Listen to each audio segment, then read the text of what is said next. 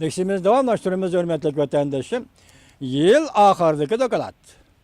Reis Xi Jinping keler yılı intayin eğer xeres kıdıç kelidi.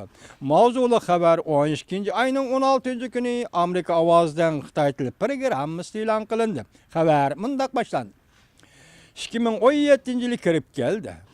Reis 2013 yıl Reis Xi Jinping 2013 yıl hakimiyet beşiğe kelgenden keyinki en eğer xeresqa doç kelidi. Bu xeresla onun rehberlik orlığı bir sınak bulup kalıdı.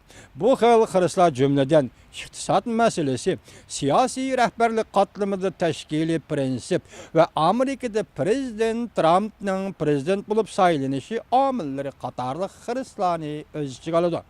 Prezident Trump amili Amerika'da Trump prezident bolup saylangandan keyin Jungo'nun rehberlik qatlami tavrab ketdi, cho'chib ketdi.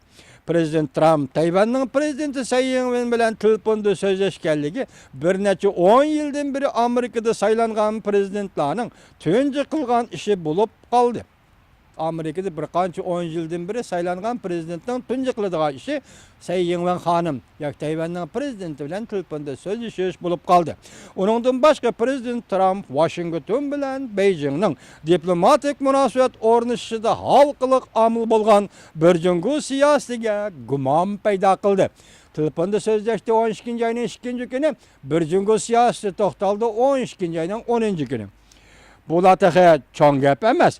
Prezident Trump vazifege olturgandan keyin yolu koyduğun savdo ticaret tedbirleri cümleden Jungo'nun eksport tuarları yok kuru normada başı koyuş. Jungo pulunu kontrol kılıp algan devlet dep jakarlaş. Biri eksport tuarları Jungo'nun yok bir derecede pul koyuş. İkincisi Jungo'nun pulunu kontrol kılgan dep jakarlaş. Tarixşunas ve obzorçu Zhang Lipen mundaq hesapladı. Beijing rehberleri eğer xeresqa duç geldi. O bunu tilga aldı. Dünya Savdo Teşkilatı'nın halkılık devlet azaları Jungo rehberlerinin Dünya Savdo Teşkilatı'nı ahmak kılıp Kompartiyanın bay buluşuğu yol koyup hukukni kengaytiş kılıklardan allaqachon bizar oldu. Endi prensip qoidalardan paylanıp Jungo'ni jazolaydigan harqachon koç o'ttirigi chiqdi. Dikkat, hürmetli vatandaşım, Gollandiyada istikamet kılıvatkan vatandaşım Turan Efendi. Ma sözge dikkat kılın. Zhang Lipen obzor, Zhang Lipen mundaq dedi. Beijing rehberleri eğer xeresqa duç geldi. O monolana tilga aldı. Dünya Savdo Teşkilatı'nın halkılık devlet azaları Jungo rehberlerinin Dünya Savdo Teşkilatı'nı ahmak kılıp Kompartiyanın bay buluşuğu yol koyup yani hıyanet Xitaylarının partiya azalarının bay buluşuğu yol koyup hukukni kengaytiş kılıklardan allaqachon bizar oldu. Dünya bundan bizar boldu. Endi prensip qoidalardan paylanıp Jungo'nu jazolaydigan harqatchan koç o'ttiriga chiqdi. Endi dünyada prensip, dünyanın prensipleri, qoida, dünyanın qoidalaridan paylanıp Jungo'nu jazolaydigan harqatchan koç o'ttiriga chiqdi. Dikkat, hürmetli vatandaşım Turan Efendi. Zhang Lipen yana mundaq ko'rsatdi. Trump'ning prezident bulup saylanışı Jungo iqtisodini krizisga duchor qiladi. Trump'ning prezident bulup saylanışı Jungo iqtisodini krizisga duchor qiladi. Iqtisod Jungoda chekinadi yoki hatto bu qatam gumron bo'ladi. Prezident Trump'ning Amerikada prezident bulup saylanışı Jungo iqtisodiga krizis elib keladi. Yoki bu qatam Jungoda iqtisod chekinadi yoki hatto bu qatam gumron bo'ladi. O mundaq ko'rsatdi. Agar bundaq ahvol yuz beradigan bo'lsa, orqadagi Jungo jamiyatida davol qo'yish yuz beradi. Agar Jungo iqtisodi muqimsiz bo'lib, jamiyat davol qo'yishi yetib kelsa, Jungoning ichki siyosiy krizis paydo qiladi. Bu hollarning hammasi bir-biriga bog'lanishlik va munosabatlik deydi Zhang Lipen Efendi. Hurmatli vatandoshim Turan Efendi.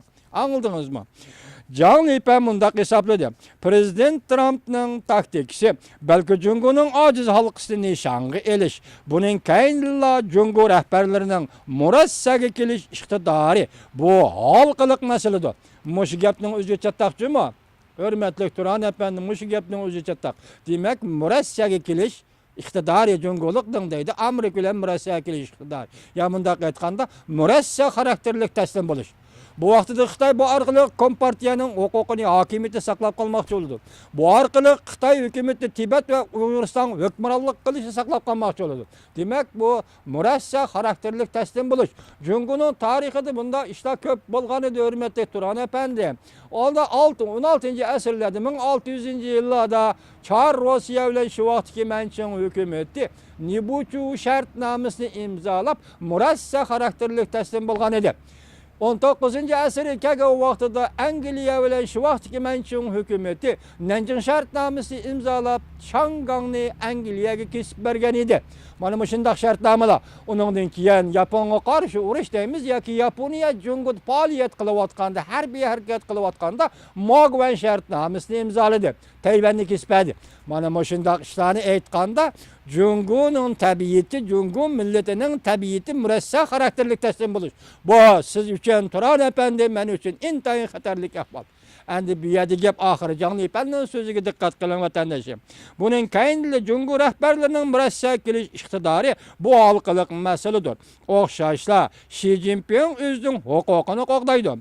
Kompartiya rahbarligida ching turdi. Har qanday buzg'unchilik xarakterdagi xatolikning yuz berishning oldini oladi. Janlipan mundaq dedi. Xi Jinpingning xarakteri va o ideologiyalik tarsolig'iga asoslanganda Xi Jinpingning xatolik sodir qiladiganligini chetga haq qilib olmaydi. Yana ma jumlaga diqqat qilingchi, hurmatli vatandoshim Turan apandining dedi Janlipan apandi. Xi Jinpingning xarakteriga asoslanganda Xi Jinpingning xatolik, ya'ni prinsipal xatolikni yo'l qo'ydiganligini chetga haq qilib olmaydi, uning xarakterini shuni belgilaydi. Bu deganlik balki urush yoki balki harbiy ishlar harakatini qo'llash mumkin deydi. Agar bunday qiladigan bo'lsa, bu oqibatga natija keladigan bo'lsa, u vaqtda g'arb dunyosi kaskin masalalarni kaskin harakat orqali hal qilishga majbur bo'ladi. Mana bu yo'l siz bilan bizning chiqish yo'limiz bo'lib qoladi Turan apandi. Lekin Xitoy Jungo millatining bu tabiati murassa xarakterli taslim bo'lish. Hozir vaqt eng nozik bir davrga kirdi.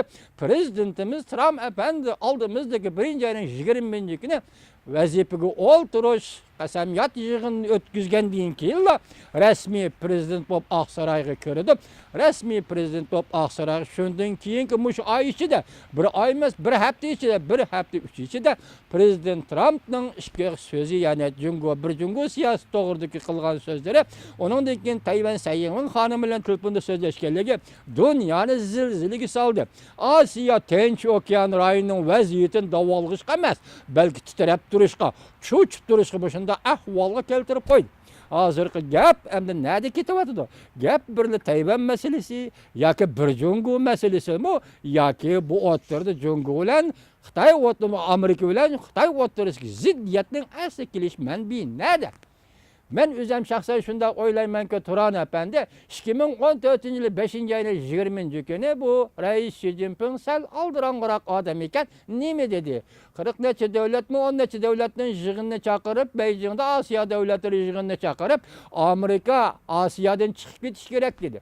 Shundaqla ya'ni nima dedi? Osiyolikning ishini Osiyoliklar o'zlari qilish kerak dedi.